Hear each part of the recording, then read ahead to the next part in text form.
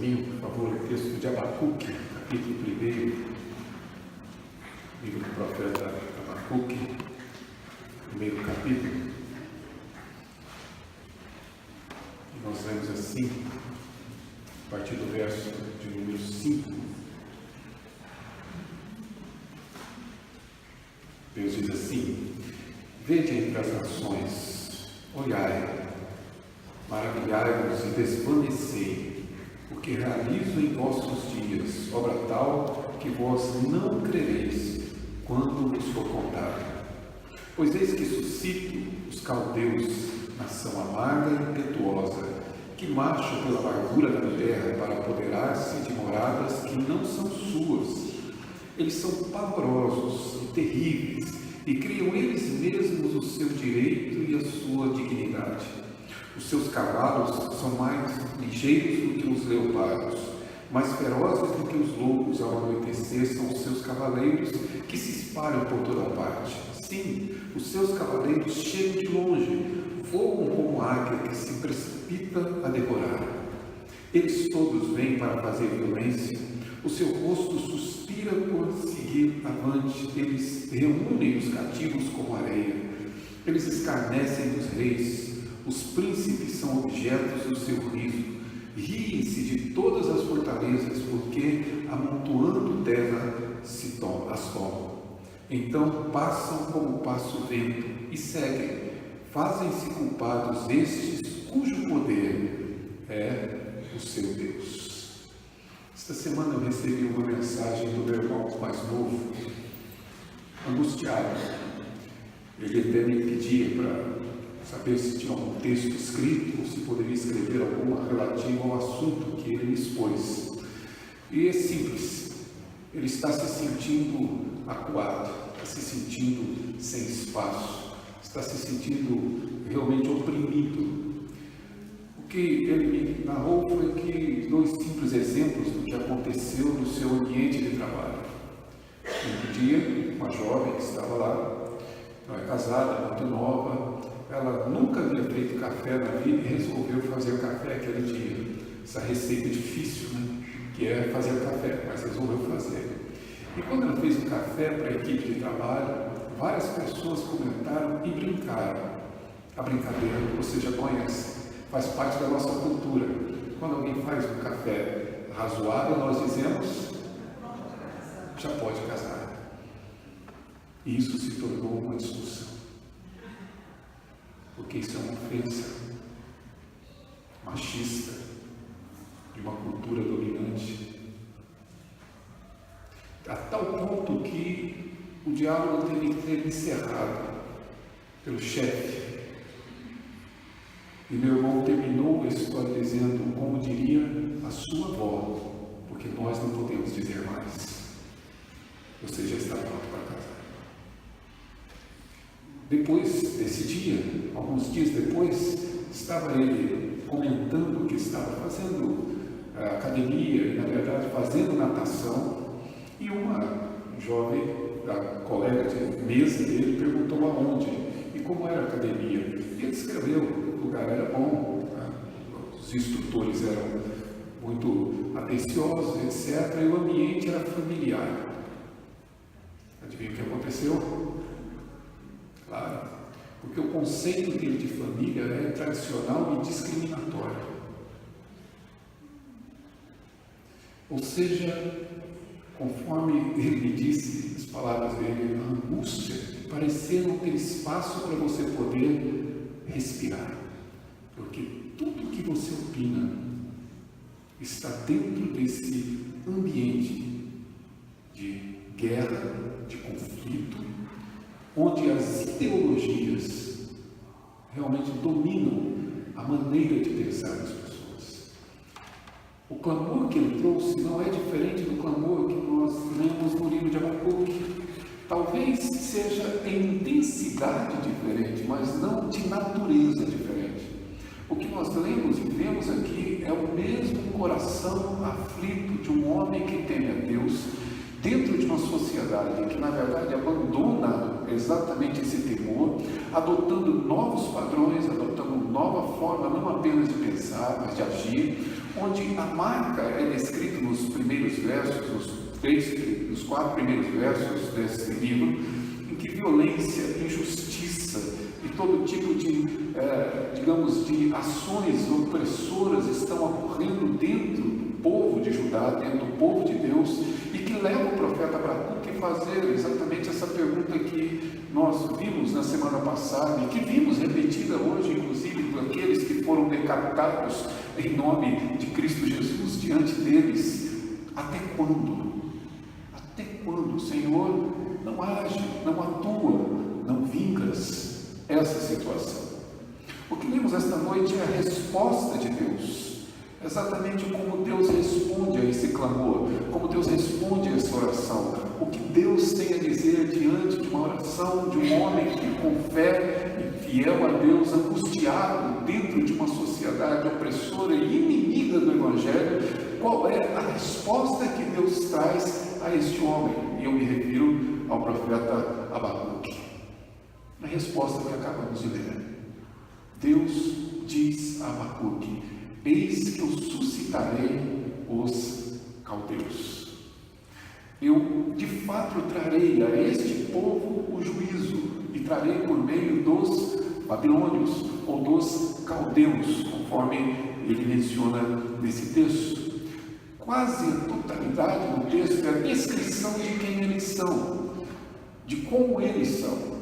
Essas notícias já haviam chegado ao ouvido de Israel. Como eu disse aos irmãos, o noticiário da época já havia trazido as informações, e o Egito, que dominava aqui Judá nesse período, inimigo do povo de Judá, já temia, inclusive, exatamente esse crescimento dessa nação babilônica e caldeia, que já vinha realmente tomando outras nações e crescendo como povo e conhecendo exatamente a sua natureza, a natureza que temos descrita aqui, e se você puder observar, é o que Deus detalhadamente descreve.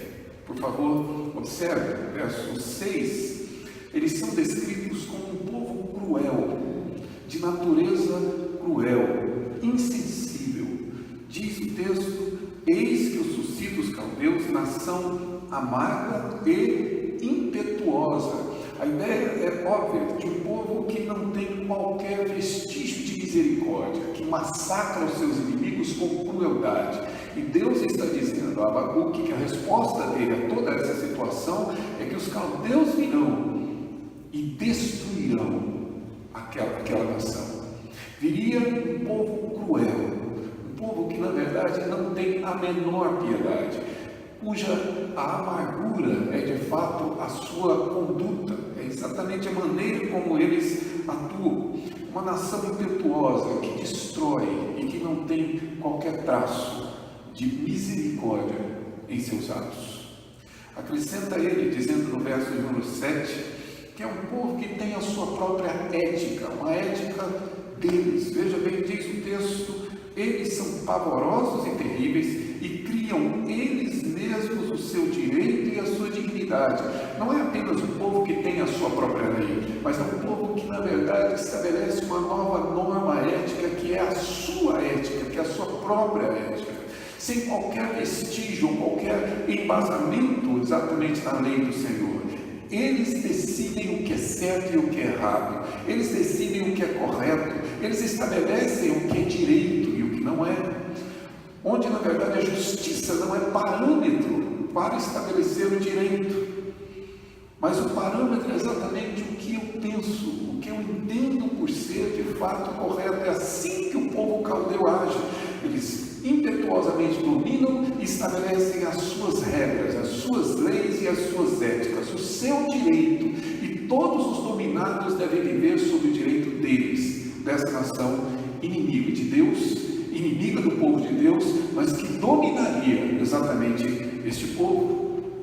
Ele acrescenta ainda no verso de número 9, na sequência do verso 8, nessa figura de linguagem dos cavalos e dos cavaleiros, a sua ferocidade, exatamente para descrever sua violência. Verso 9: eles todos vêm para fazer violência, e como águia eles sobrevoam, já prontas a precipitar e devorar exatamente esses outros povos. Violência é mais do que uma conduta. Violência aqui é, na verdade, um prazer. O desejo e o prazer do ato violento. Há aqui exatamente uma disposição, algo que traz exatamente uma satisfação. É este o povo que vem. É essa a resposta de Deus. Um povo cruel, um povo que tem o seu próprio direito, a sua própria ética, que não teme a ninguém, nem mesmo ao próprio Deus, e que vem com toda a violência, com toda a crueldade sobre esses homens e trazer a sua destruição, exatamente com toda a sua violência. Versos número 10 acrescenta que são homens extremamente arrogantes, soberbos. Eles não somente destroem e reúnem, na verdade, os cativos como areia, mas eles escarnecem dos seus reis, eles zombam. Veja bem, príncipes são objetos do seu riso. Riem-se de todas as fortalezas. Todos os inimigos que se opõem são simplesmente, ironicamente, tratados a partir da sua concepção de poderio. Ou seja, eles riem de todos, zombam de todos eles, escarnecem dessas pessoas e assumem exatamente esse comportamento de arrogância, de soberba. E no verso 11, ele conclui dizendo que, na verdade, o poder, ou seu poder, é o seu próprio Deus. O que é curioso aqui, a maneira como Deus, desculpem aqui a expressão, mas é isso mesmo, desnuda os nossos conceitos, inclusive contemporâneos. Nós julgamos que as pessoas que têm poder exercem domínio, e Deus está dizendo que essas pessoas são dominadas pelo seu poder.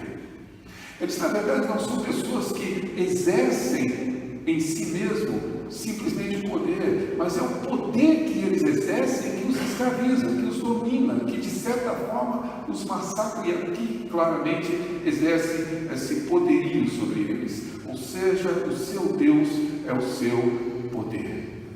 Como eu disse na semana passada, qualquer semelhança com os nossos dias não será mera coincidência. É exatamente o que vivemos, é o retrato do que vivemos, e é isso, na verdade, que a nação inimiga traria sobre Israel, sobre o povo de Deus, sobre o reino de Judá. Exatamente essas características de um povo que é mandado por Deus. O curioso é que, se vocês observarem no verso 3 e verso 4, o clamor de Abacuque, a queixa de Abacuque, será que podemos dizer assim? Podemos. A sua reclamação a Deus é exatamente identificada exatamente como essas atitudes. Se você observar, ele está questionando a violência, verso 3, exatamente a falta de justiça, ou seja, uma lei que se afrouxa, verso 4, essa ausência de ética, e uma justiça que é torcida. Percebam que essa é a queixa. Falta justiça, falta ética e excede violência.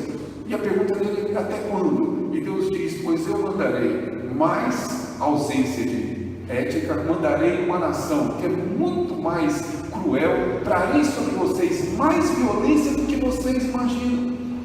Trarei sobre vós exatamente tudo aquilo que vocês estão sofrendo, só que agora em uma intensidade muito maior. Essa é a resposta de Deus. Deus faria com que o povo de Judá experimentasse as consequências dos seus próprios atos. Você sabe o que é violência? Não quando pratica, mas aguarde, até que Deus permita que você experimente a consequência dessa violência. Você sabe o que é falta de ética? Não, porque nós temos a nossa própria ética. Até o dia em que Deus nos faz experimentar o que é viver sob um domínio antiético, ou um domínio que tem a sua própria ética e o seu próprio direito desvinculado da justiça e da palavra de Deus.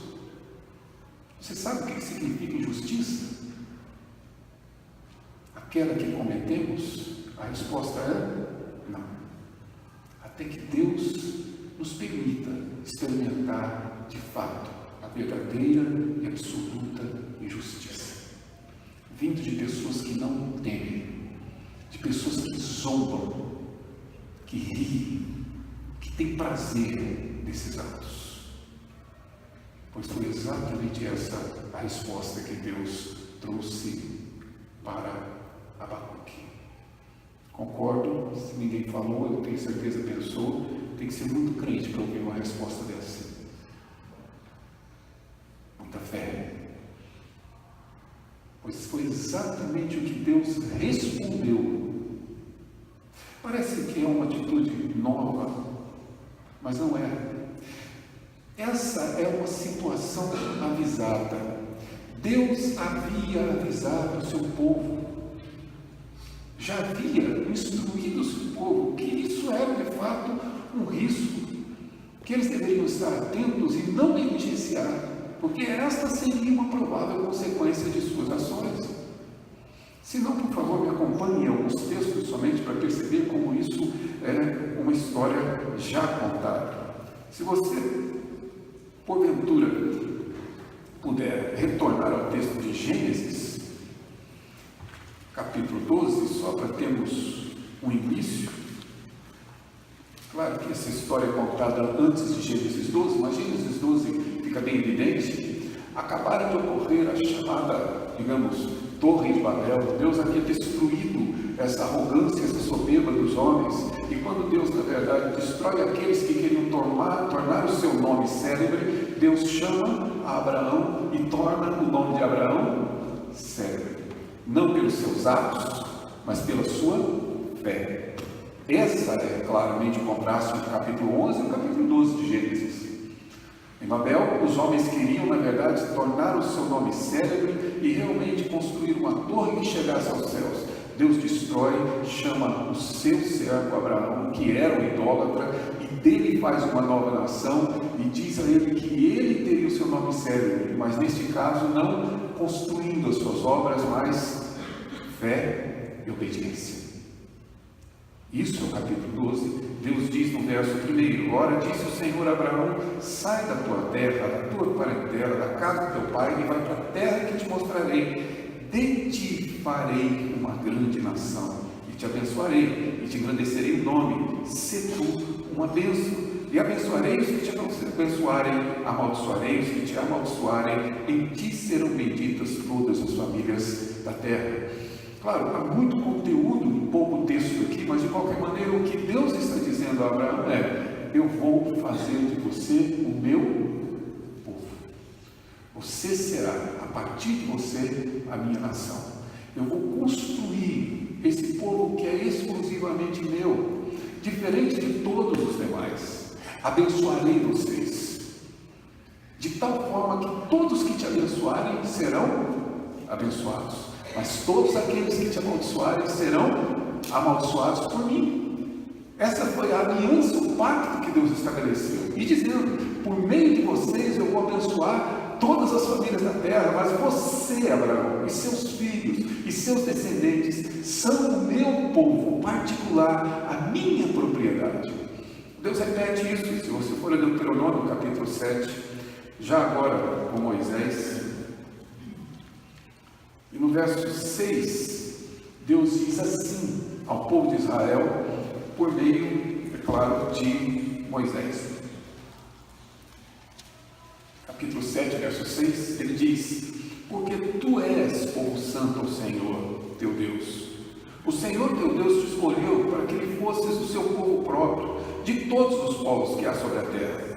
Não vos teve o Senhor afeição, nem vos escolheu, porque fosseis mais numerosos do que qualquer povo, pois erais o menor de todos os povos.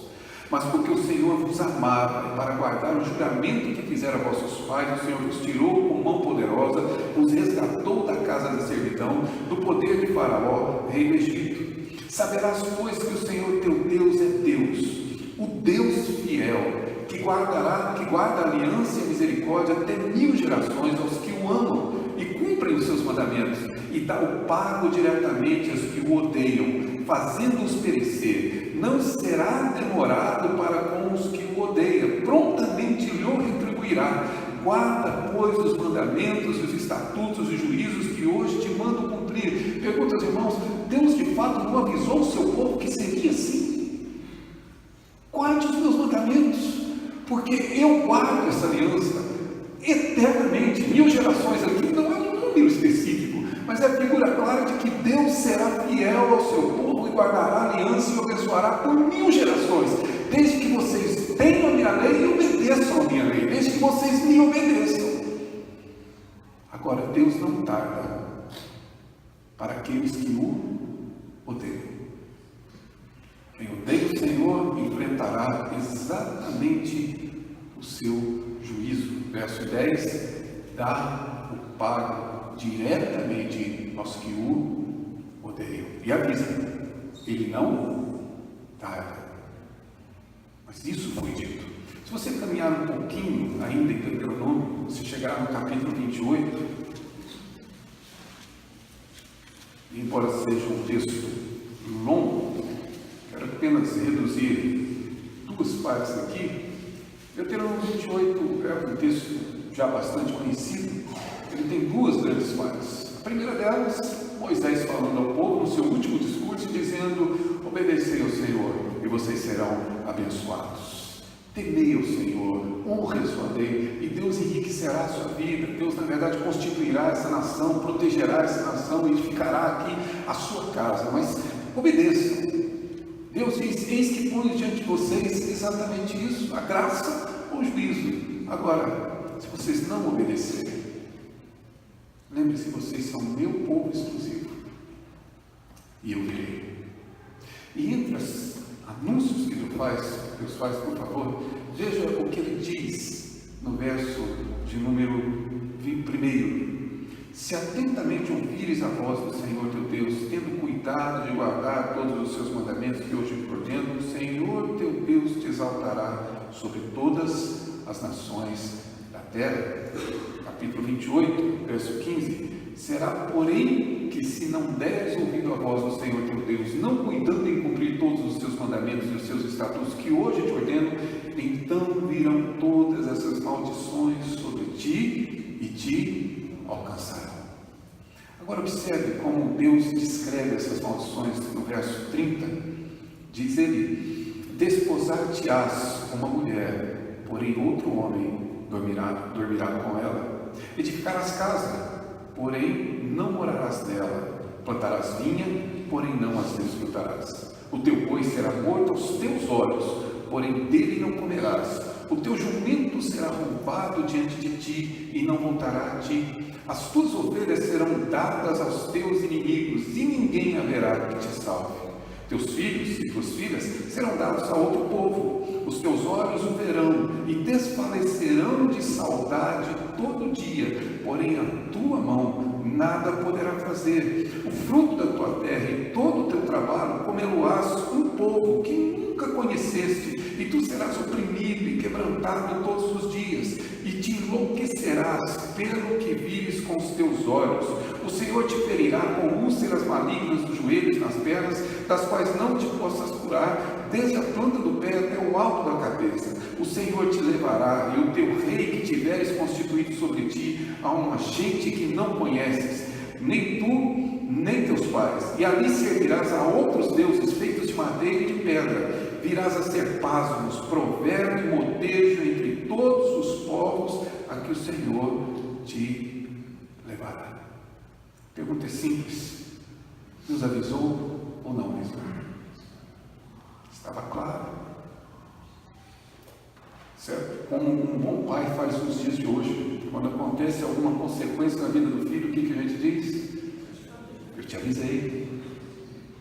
Deus avisou, repetidamente insistiu: cumpra a lei e eu abençoarei vocês.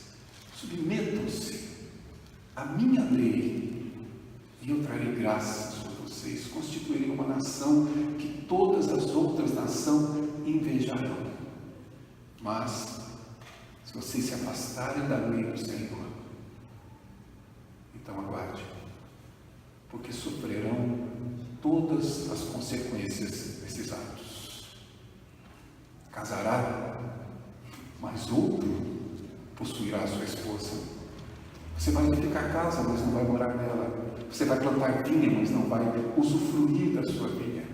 O seu boi será morto diante dos seus olhos, mas outro vai comer. não você. Seus filhos vão ser levados cativos, como prisioneiros. O seu rei que você constituiu vai se tornar, na verdade, um servo. E todos vós vão se curvar diante de pedra e de pau e de ídolos, por uma única razão: por não cumprirem a lei do Senhor, por não viverem de acordo com essa lei. Meus irmãos, sinceramente, eu creio que não há outra reação prevista senão aquela descrita no verso 5. O que Deus de fato queria causar. Vede entre as nações, diz o capítulo 1 de Abacuque, verso 5, maravilhai-vos e desvanecei, porque realizo entre vós uma obra tal, que se for contada a vocês, ninguém acreditará. E não é nenhuma grande maravilha, não é um grande milagre, é na verdade um grande juízo. O que o texto está dizendo, que a grande obra que Deus vai trazer é exatamente esse juízo sobre o povo de Israel, pelo povo de Judá, por não ter cumprido essa lei. E trouxe perplexidade a Abacuque e a todos que ouviram essa resposta. De que maneira eu e você podemos entender tal texto e aplicá-lo aos nossos dias? E aqui que eu digo com muito cuidado aos irmãos que precisamos ter bastante zelo na aplicação da palavra do Senhor. Mas honestamente, não sei dizer se o que vivemos já não é consequência.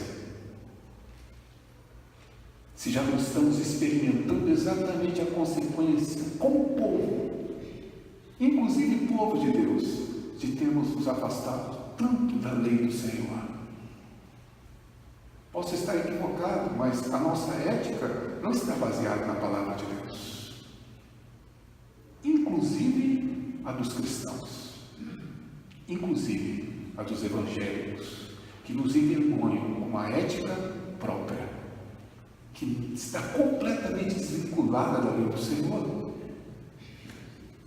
E depois nós nos surpreendemos, porque vem exatamente esse domínio nefasto, violento, antiético, anti-Deus sobre nós. E nos perguntamos por quê. A resposta é simples. Porque, na verdade, nós não temos a palavra de Deus como nossa regra de fé e prática. Porque não temos vivido a lei do Senhor, porque não temos cumprido e obedecido essa lei, porque Deus é claro quanto a isso. Ficamos todos pasmos, e alguns ainda se enchem de esperança de que essa eleição que terminou no dia de hoje possa trazer alguma diferença nessa nação. Já disse e repito, não trará, porque estamos sofrendo a consequência da nosso afastamento de Deus. Enquanto o povo de Deus não estiver consciente e retornar aos caminhos do Senhor, meus irmãos, não há esperança para esse país. E não há esperança para nós, senão a expectativa de juízo. Podemos curvar os nossos joelhos e podemos dizer ao Senhor: até quando? Eu espero que a resposta não seja essa. Mas é perplexidade diante do que vivemos. Completa ausência de liberdade, a ponto de não podermos ser cristãos, de manifestar o nosso cristianismo, sem padecermos algum tipo de opressão. Mas a lei do Senhor é a causa. Que esse texto nos mostra uma grande verdade sobre Deus, e eu espero que eu e você a compreendamos perfeitamente hoje. Primeiro, Deus deve ser amado como cantamos hoje, com emoção e com alegria, com prazer de poder louvar o seu santo nome, mas Deus deve ser temido. Amar a Deus implica temor. Meus irmãos, eu e você não podemos de forma alguma negligenciar e nem tratar com certo desprezo essa realidade. Deus é claro, ou seja, Ele de fato espera que o seu povo seja propriedade exclusiva dele. Ele espera que o seu povo seja diferente, sim. Que tenhamos comportamentos, condutas, pensamentos, sentimentos, relacionamentos diferentes, sim. Não existe nenhuma grande vantagem em sermos vistos como iguais. Nós precisamos ser vistos, sim, como pessoas diferentes, porque somos um povo de propriedade exclusiva de Deus. Somos um povo que Ele separou para derramar a sua graça sobre nós, e sua graça é nos fazer andar nos seus caminhos. E Ele usará todos os instrumentos que lhe aprouverem, inclusive os nossos inimigos, para fazer com que nós andemos em retidão. Ou seja, Deus é um Deus a ser temido. Deus tem um propósito claro de construir um povo que seja seu e que expresse a sua santidade, o seu ser. Ele deseja, sim, mudanças em nossas vidas. Ele deseja que sejamos diferentes. Ele espera que isso aconteça continuamente comigo e com você. Não é possível continuarmos nos acomodando, digamos assim, a essas circunstâncias, como se de fato nada pudesse de alguma maneira ser mudado em nós. Deus quer que eu e você sejamos diferentes, e claramente Ele requer isso. E mais do que isso, Deus exige de nós mudança, mas se lembre, Deus não muda. O Deus de Israel é o Deus que nós adoramos essa noite. O Deus de Abacuque, que deu essa resposta a Abacuque, é o Deus que nós estamos louvando esta noite. É o Deus de nós brasileiros. É o Deus da Igreja Presbiteriana de Vila Prudente. É o nosso Deus. Ele não muda. E esse é o conforto que existe em nós, ou a segurança que temos. Ou seja, tema a Deus, cumpra a sua lei, e Ele te exaltará e te abençoará. Promessa dele. Como lemos hoje em Deuteronômio, Ele é fiel. A sua aliança. Tema a Deus e Ele te abençoará. Agora, se você quiser viver de acordo com esse mundo e não se transformar pela renovação da sua mente, então lembre-se, Deus não muda. E Ele fará com que o seu povo seja seu povo fiel, ainda que para isso tenha que trazer o inimigo sobre nós. Tema a Deus e o ame. Relacione-se com Ele com amor e com temor. É difícil para nós entendermos, talvez, e principalmente compreendermos como Deus pode ser assim. Mas eu me lembro muito do meu avô, já que eu praticamente não conhecia o meu pai. Mas meu avô foi uma das figuras paternas que Deus constituiu. Você sabe que Deus é gracioso assim. Quando nos falta alguém, Ele supre, né? Para não dizer que Ele é quem nos supre de todas as formas, mas Ele supre alguém para fazer. E no meu caso, uma dessas pessoas foi meu avô. Um homem sério, enorme. Dá para ver que o meu DNA não foi exatamente o dele, né? Mas enorme. E um homem muito sério, muito rígido. Nós tínhamos muito temor, muito medo dele. Um homem muito calado. Lembro um dia que estávamos brincando em torno da mesa, correndo, e ele lendo. E a paciência dele terminou. Ele só esticou o braço. O primeiro encontrou a mão no caminho. A mão que cabia o rosto e quase o corpo inteiro. Que era muito rígido, que temíamos. Mudamos para Goiânia. Nós moramos em Cuiabá há um tempo. Eu me lembro até hoje, quando acordava de madrugada, e ele chegava de viagem, eu ouvia aquela voz rouca dele. Quanto amor havia no meu coração por aquele homem. Temor e amor. Esse é o Deus que nós servimos. E que esta noite nós temos que amar. Mas havemos de temer. Andar nos seus caminhos, porque Ele está desejoso de nos abençoar, de trazer graça sobre as nossas vidas. Basta que eu e você cumpramos a sua lei e andemos nos seus caminhos. Façamos assim, para a glória dEle, para a nossa paz, a nossa alegria e nossa segurança. Para sairmos daqui esta noite não esperando que na verdade sejamos atacados por nossos inimigos, mas que saiamos daqui protegidos pelo nosso Deus, porque nós decidimos andar em seus caminhos. Que Deus nos abençoe assim.